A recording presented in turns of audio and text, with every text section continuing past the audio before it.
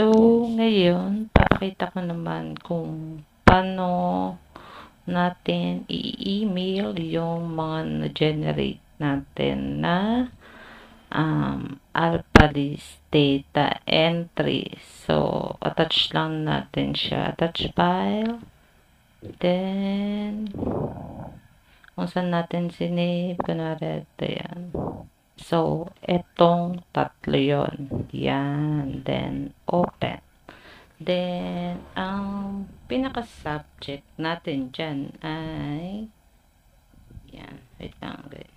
So, 1701Q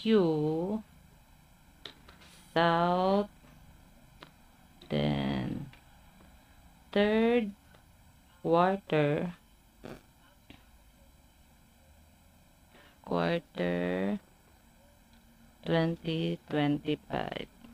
Then, dito, so, lalagay lang natin yung tin natin. Kunyari, sige, kunwari lang to, 000, then 0, 0, 0, 0, then,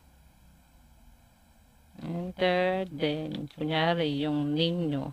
So, kunyari, Corpus, then Roslyn. Yung name nyo sa COR ha.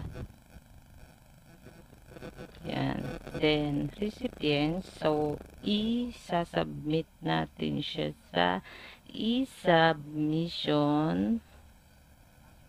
E-submission at BIR at BIR.gov.ph.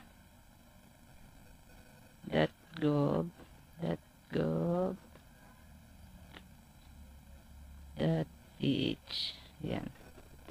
Yan siya. Wait lang. Naka-caps lock kasi yata. Wait lang. E-submission. E-submission at BIR.gov.ph.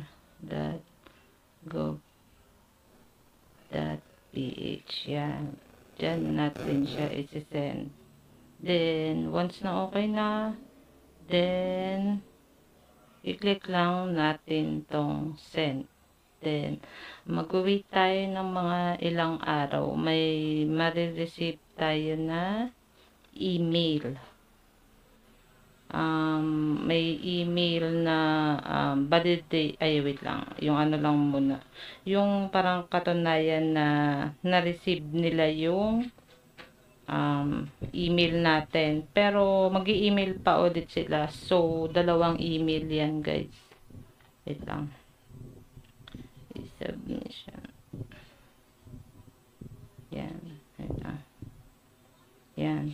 Ang una nilang email, so, the BIR has received your data files. Please be informed that you will receive another email on the file structure. Then, siguro matagal kasi yun eh, minsan mga 1 week bago ano. Then, may lalabas na email na validation report na pagka ang nakalagay ay total attachment file received. So, sa atin kasi tatlo. Then, number of valid files, 3 din dapat. Then, number of invalid. Then, no. Then, ano mo lang yun. Ipiprint mo. Ganito siya. E-submission. Ito yan, validation report. Ano ka na ta? Ito, yan. Ito yun. Ito yung parang pinaka-validation report na katunayan na na-receive nila and tama yung gawa mo. Yan, no error. Dapat ganyan yung marireceive natin. So, ang marireceive dapat natin ay for the month of July, August, and September. Ito, for 2025, 5, then 6. Ito kasi second quarter to. Yan. Ganyan lang sa guys. Then, piprint natin yan. Kasi kasama yan sa mga attachment na isasubmit sa EAFS. So, after neto, magsasubmit pa tayo sa EAFS kasi nga through online na lahat. So, hindi naman na natin kailangan pumunta ng BIR. So, less hassle din siya. Ganun lang siya guys. So, sana may natutunan kayo. Then, next time, madami pa akong tuturo sa inyo. Yan, ito yung draft. Yan, yan. Ito yung pinaka-format i-submission natin send. Then, ito yung pinaka-subject. Tin number nyo, name nyo, then yung mga generate natin.